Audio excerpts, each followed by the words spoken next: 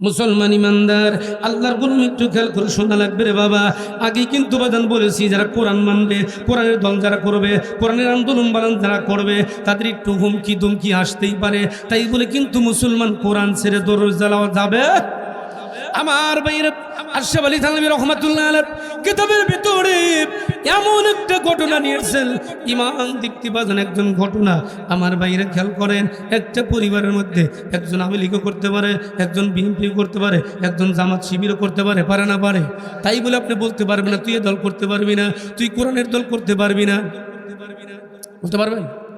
আমার ভাইয়েরা ভালো লাগছে, ঠিক আছে, কিন্তু একজন যদি আওয়ামী লীগ করে ভালো কথা, একজন বিএনপি করে, একই পরিবারের লোক, আর এক ভাই অথবা এক বোন, বাদান ভাইয়েরা আমার সে কোরআনের দল করতেই পারে, পারে না? পারে, জোরে বলেন।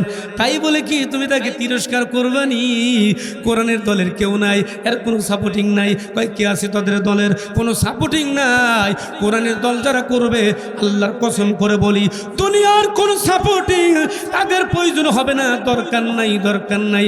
আল্লাহর কোরআন ডাইরেক্ট সাক্ষী দিয়েছে, ওয়াকানা হাক্কান আলাইনা নাসরুল মুমিনিন।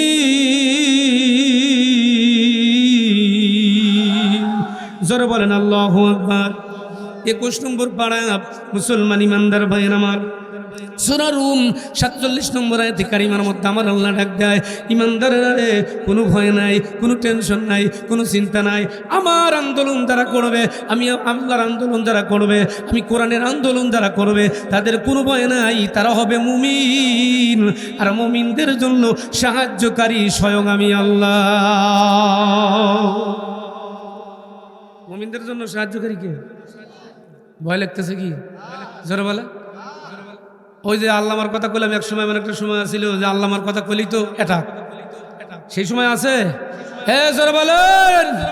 কোনো ভয় নাই, মুসলমানের একটাই ভয়, আসমান জমিনের মালিক কার? জোরে বলেন।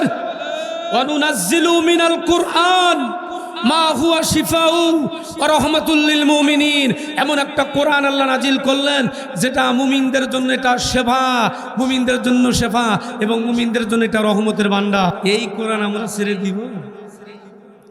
মুসলমান ইমানদার ভাইরা আমার খেয়াল করেন, আল্লাহর গোলামের আড়ে আমার ভাইরা, তিনজনের ভিতরে যদি বাজান একজন আল্লাহর কোরআনের দাল করে, আপনার কোনো আপত্তি আছে না?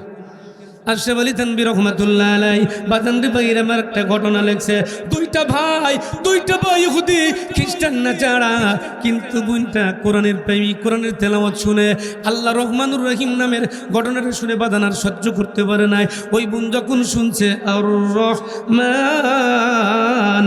আল্লামাল কুরআন খালাকাল ইনসানা আল্লামাহুল বায়ান।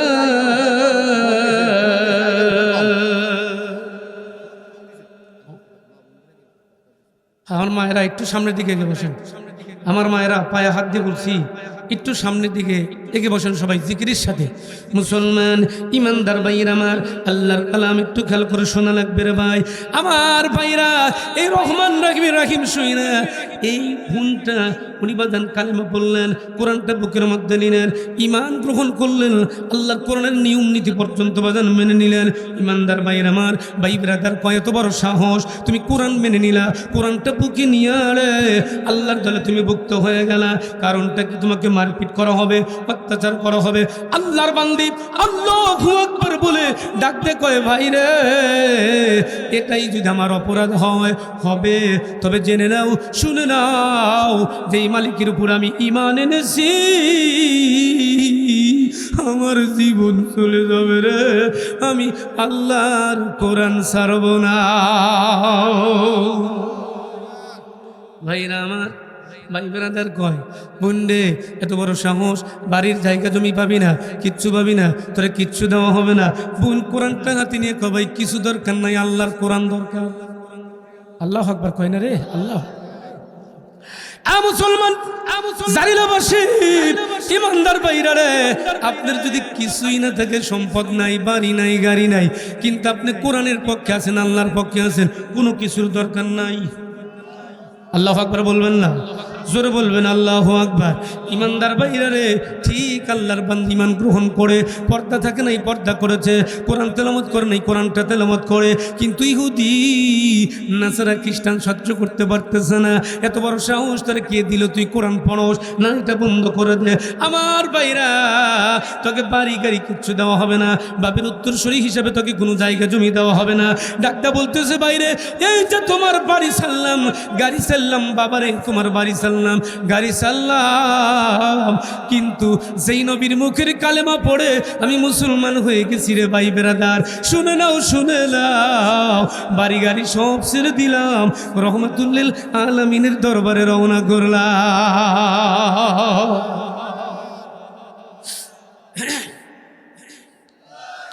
আমার ভাইরা চলে গেলেন, বাড়ি ছেড়ে চলে গেলেন, থাকলেন না ইমানদার।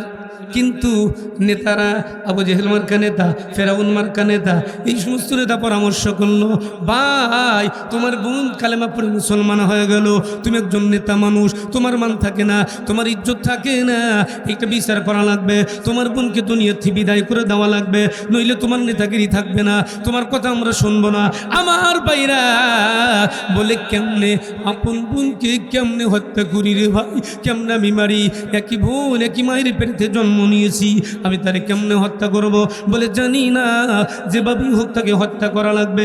ইমানদার ভাইয়ের আমার, কাফির বেঈমানরা পরামর্শ শুরু করলো, ফেরাউনরা বাজান পরামর্শ শুরু করলো, বলে একটা বুদ্ধি আছে, একটা বুদ্ধি আছে। কে বুদ্ধি? পরামর্শ দিল, পাহাড়ে যাও, বিষাদার একটা সাপ নিয়ে আসো, নতুন একটা পাতিলের ভিতরে সাপটাকে তুমি বড় বইরা, পাতিলের মুখটা তুমি কাগজ দিয়ে তুমি সুন্দর করে পেঁচাইবা, কাগজ দিয়া সুন্দর করে তুমি পেঁচাই নিবা, পেঁচে তুমি ওই বোনের বাড়িতে যাইবা, যেই বোন হয়েছে ইমানদার, ওই বোনের বাড়িতে তুমি যাইবা। যাওয়ার পর তোমার বোন যখন দেখবে ভাই আমার জন্য মিষ্টি নিয়ে আসছে, আমার জন্য ভালো খাবার নিয়ে আসছে, বড় খুশি হইবে রে। খুশি হইয়ে যখন পাতিলের মুখটা খুলবে, অজগর সাপ, বিষাদার সাপ শ্রবণ দিয়ে তোমার বোনকে দুনিয়া থেকে বিদায় করে দিবে। টার্গেট কত? যেরকম বিষাদার সাহেব আমাদেরকে শ্রবণ কিন্তু কম দেয় নাই। কথা বলছে না কেন? মুসলমান, এই বিষাদার সাপ আমাদেরকে শ্রবণ কম দেয় নাই। এমনকি আপনি যখন টুপি মাথার মধ্যে দিয়া যখন বলছেন, বিবিকে বলছেন, বিবি রে তুমি ঘরে থাকো, আমি একটু প্রোগ্রাম শোনার জন্য যাই। বলে কোথায়? বলে জানিলা, কবরস্থানে প্রোগ্রাম শোনার জন্য যাব, তুমি একটু ঘরে থাকো।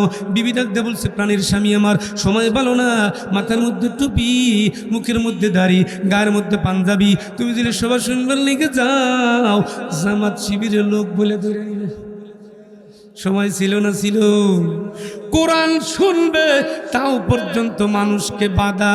ওয়াকালাল্লাযীনা কাফারু লা তাসমাউ লিহাযাল কুরআন,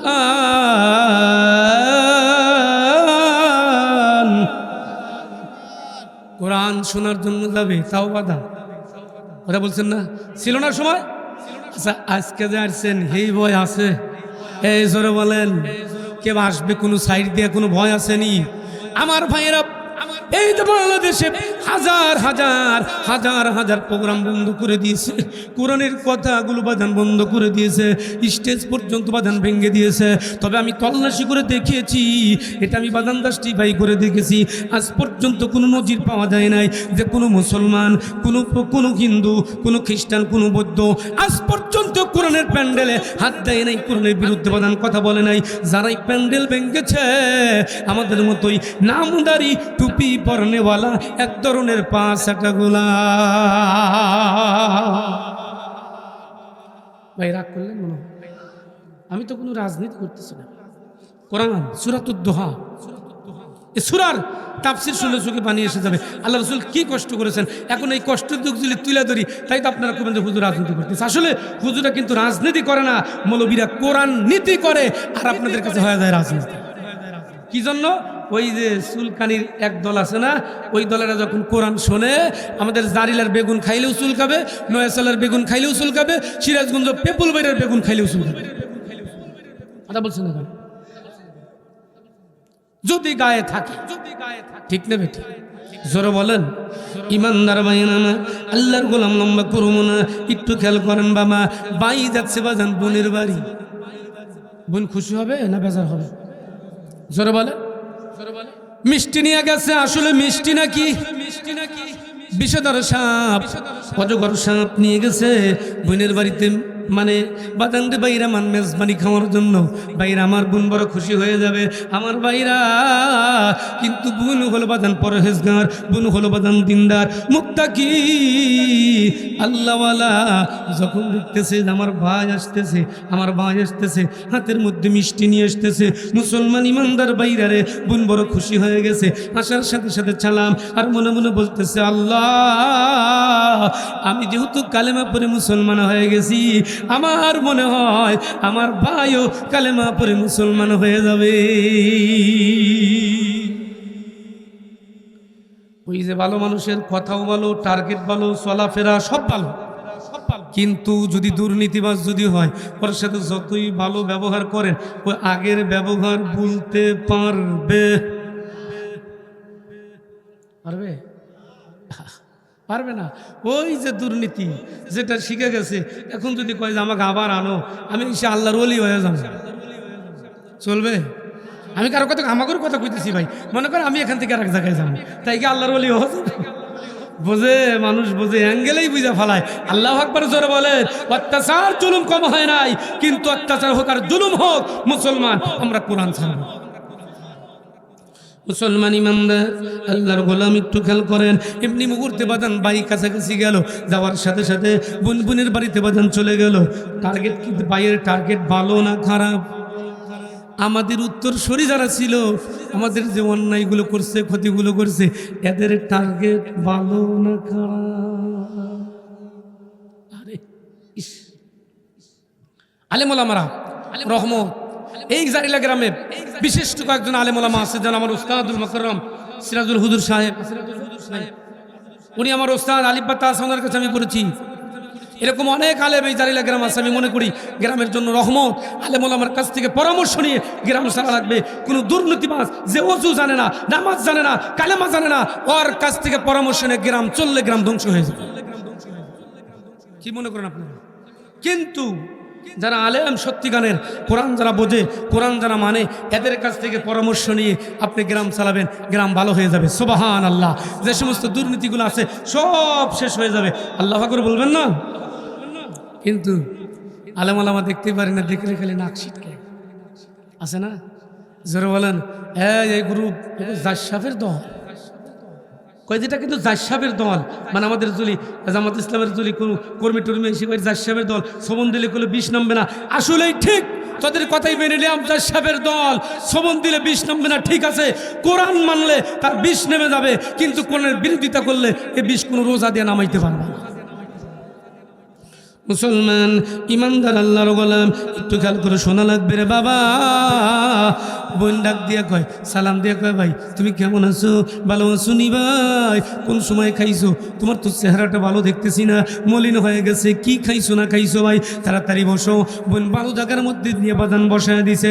ভাই মনে মনে চিন্তা করতেছে, বললে একটু পরে বুঝবি রে, একটু করে বুঝবি আমি তোর ভালো ভাই নাকি বন্ধু ভাই, আমি তোর জন্য কি টার্গেট নিয়ে আসছি, একটু পরে বুঝবি। মুসলমান ইমানদার ভাইয়ের আমার, কিন্তু যে ব্যক্তি হবে ইমানদার, যে হবে বাদান পরহেজগার, তার সাথে যত রকমের তুমি ক্রমন্তনা করো না কেন, বিন্দু পরিমাণ তার ক্ষতি করতে পারবা না। ওয়া মাকারু ওয়া মাকারাল্লাহ ওয়াল্লাহু খায়রুল মাকিরিন।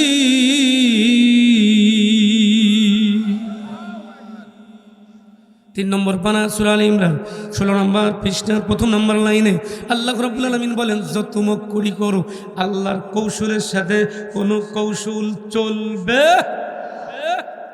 আমার ভাইরা, ওই যে শয়তান, মনে করেন 2024 সালের বাদানলে ভাইরা আমার ওই যে সোমবারের দিন 5 তারিখ সোমবারে যে ঘটনা, ওই ঘটনাটাই বাদান ঘটানোর জন্য বাদান চেষ্টা করছিল 25 সালের। আমার ভাইরা সাপ নিয়ে গেছে, বোন ঘরের ভিতরে বাদান বসতে দিছে, খাবার দাবার দিছে, বাইরে তুমি খাবার খাও, সুন্দর সুন্দর তুমি খাবার খাও, সুন্দর সুন্দর খাবার খাও, খাবার খাওয়ার পরেই তো মিষ্টি দেয়, ঠিক না বেটি? আমার ভাইরা এবার ওই ভাইটাকে বলতেছে, বুন্ডে মনে মনে কয়, বুন্ডে সব খাবার দিলি কিন্তু আসল খাবার তো দেশ দিবে না, দিবে? জোরে বলেন। বোন তো অবশ্যই দিবে, বোন তো তার খাবার না দিয়া বাজান রে ভাই আমার খাবার খাবে না রে, কোনোদিনও বাজান খাবার খাবে না। এবার খাবার শেষ হয়ে গেল, কয় ভাই মিষ্টি আনছো, আমি তোমার জন্য মিষ্টি ব্যবস্থা করতেছি। ইমানদার ভাইরা ওই পাতিলের দিকে যায় আর মনে মনে পড়ে বিসমিল্লাহির রহমানির রহিম।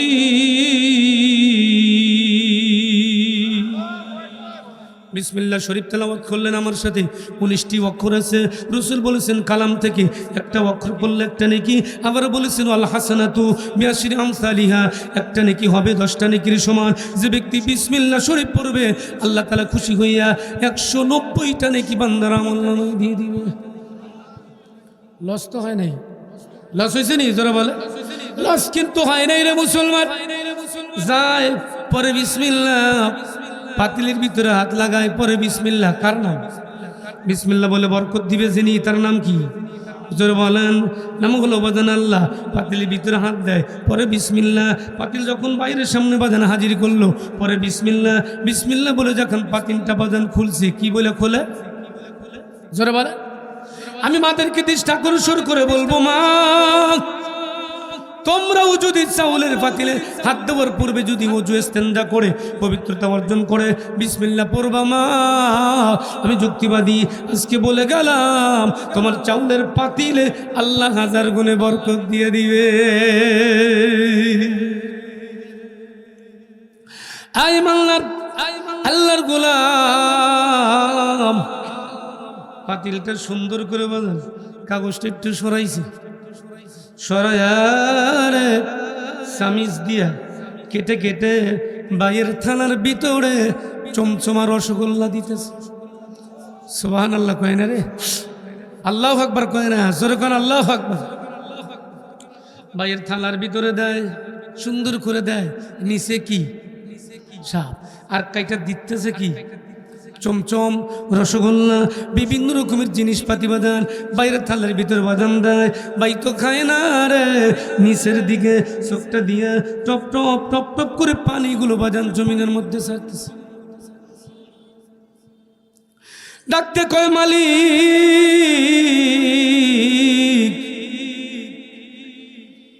কিছুই তো বুঝলাম না রে মালিক, কিছুই তো বুঝলাম না। আমি আনলাম হলো সাপ, আমার দেয় চমচমা রসগোল্লা। জোরে কোন আল্লাহ পারেনি? হে জোরে বলে আল্লাহ পারেনি? লিল্লাহ তাকবীর, আওয়াজ করে লিল্লাহ তাকবীর। একটু গরম পানি চাচ্ছিলাম, কামাল মিলিটারি একটু গরম পানি দেওয়ার কথা বলছিল।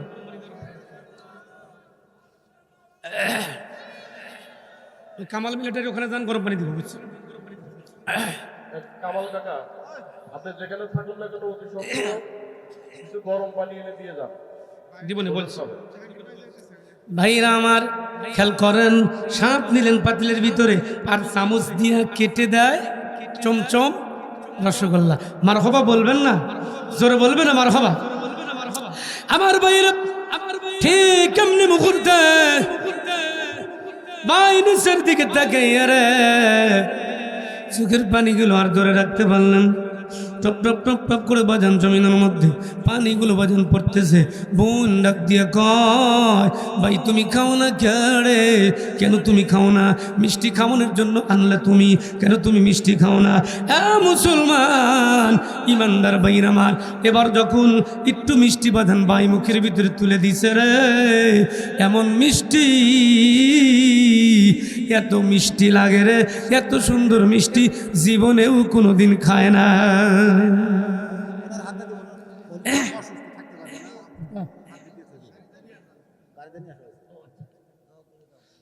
আচ্ছা আচ্ছা 5,000 আছে না? 5,000 শোধ না? আলহাস ওয়ারিস আলী মুন্সি সাহেব, তাই তো না? আল্লাহ তোমার বান্দা আলহাস ওয়ারিস আলী মুন্সি সাহেব, আল্লাহ আমি কালেকশনে ঢোকার প্রারম্ভেই আল্লাহ নগদ 5,000 টাকা জোরে কনমার হবা, আর জোরে কনমার হবা লিল্লাহি তাকবীর। একটু হাত তুলে দোয়া করে দিই, আল্লাহুম্মা আমিন। রব্বুল আলামিন তোমার বান্দা আল্লাহ ওয়ারিস আলী মুন্সি সাহেব, আল্লাহ আমি গুনাহগারের হাতে সর্বপ্রথম অসুস্থ অবস্থায় আসতে পারে না, গাড়ি যোগে তাকে আনাইয়া আল্লাহ 5,000 টাকা দান করে গেল। আল্লাহ তুমি দানখানা কবুল করে নাও, আল্লাহ জানে মালে বরকত দিয়ে দাও, মনের আশা পূরণ করে দাও। আল্লাহ হায়াত থাকলে তুমি তারে সুস্থ করে দাও। আল্লাহ ইমানদার পরহেজগার দিনদার মুত্তাকি না হওয়া পর্যন্ত আল্লাহ সাদা কাফনে জড়াইও না, জোরে বলেন আমিন। ঠিক আছে, আচ্ছা ঠিক আছে, যা আছে অসুবিধা নেই। একটু কালেমা পড়ি, লা ইলাহা ইল্লাল্লাহ, লা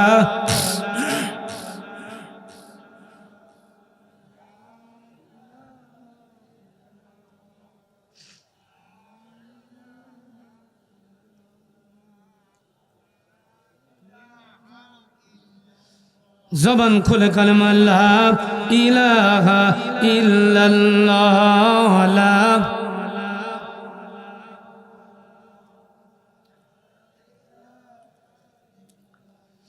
লা ইলাহা ইল্লাল্লাহু মুহাম্মাদুর রাসূলুল্লাহ সাল্লাল্লাহু আলাইহি ওয়াসাল্লাম।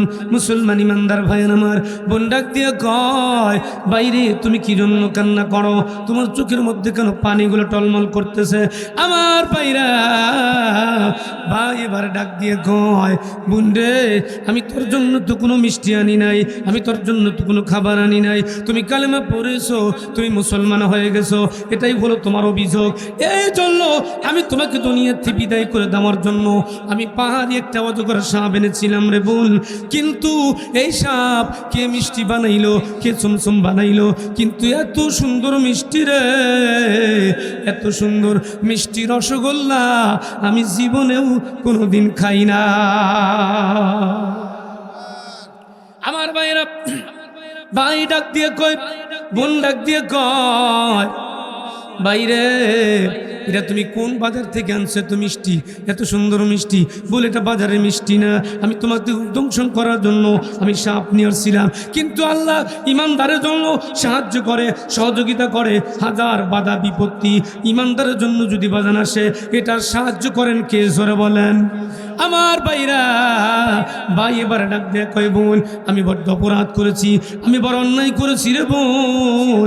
তুমি যেই নবীর মুখের কালেমা পড়ে মুসলমান হয়ে গেছো, আর যে আল্লাহর নাম নিলে, যে আল্লাহর প্রতি ঈমান আনলে বিষধর সাপ পর্যন্ত মিষ্টি হয়ে যায়, চমচম হয়ে যায়, রসগোল্লা হয়ে যায়। আমাকে ওই নবীর মুখের কালেমা পড়ে আমারেও তুমি মুসলমান বানায় দাও।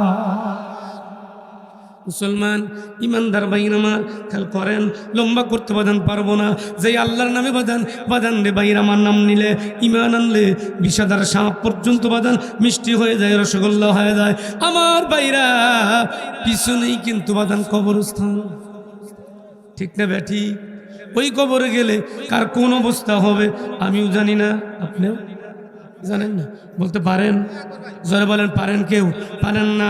আমার ভাইরা যে কোনো মুহূর্তে এই কবরের বাদান ডাক পড়ে যেতে পারে না পারে। ওর জন্য বাদান মাল সামানার দরকার আছে না নাই? জোরে বলেন, বাদান আছে না নাই? আমার ভাইরা আজ আমি করবো তাই যদি থাকে, আমি আপনাদেরকে বাদান দৃষ্টি আকর্ষণ করব। কে আছেন এই জানিলা কবরস্থানের উন্নতি কল্পে যে আল্লাহ কবরে যাওয়া লাগবে রে, কিছু মাল সামানা উপাদান জোগাড়পাতি করে বাজান কবরে যাওয়া লাগবে। আল্লাহ যাওয়ার তৌফিক দেখ, জোরে বলেন আমিন। এই জন্য সর্বপ্রথম আমি গুনাহগার একটা ডাক দিলাম, 50,000 টাকার বাজান একটা ডাক দিলাম, 30,000 টাকার একটা ডাক দিলাম, 20,000 টাকার একটা ডাক দিলাম, 10,000 টাকার একটা ডাক দিলাম। আল্লাহর কোন বান্দা আসেননি এই কবরস্থানের জন্য আল্লাহ 50,000 টাকা 30,000 টাকা দেওয়ার মতো? আমি তার জন্য বাজান অন্তর খুলে বাদান দোয়া করবো। আমার ভাইরা যদি বাদান সাপ আল্লাহর নামে বিষধর সাপ যদি মিষ্টি হয়, চমচম যদি বাদান হয়, আপনি কবরে গেলে রে এই আমলের বিনিময়ে কবরটা আল্লাহ জান্নাত বানায় দিবে। 10,000 আছে না নাকি ওর কম 8,000 তো নাই আবার? আচ্ছা আচ্ছা ঠিক আছে, ভালো কথা, 10,000-ই আছে। লিল্লাহি তাকবীর, জোরে বলেন লিল্লাহি তাকবীর। জনাব বিশেষ মেহমান, বিশেষ মেহমান, মানুষ দেখে পছন্দ হয় না কিন্তু দান বড়। আল্লাহু আকবার বলবেন না? লিল্লাহি তাকবীর। আজকের মাহফিলের বিশেষ মেহমান ভাই মোহাম্মদ মমিন মন্ডল সাহেব 10,000 টাকা, জোরে কোন মারহাবা, আর জোরে কোন মারহাবা। লিল্লাহি তাকবীর।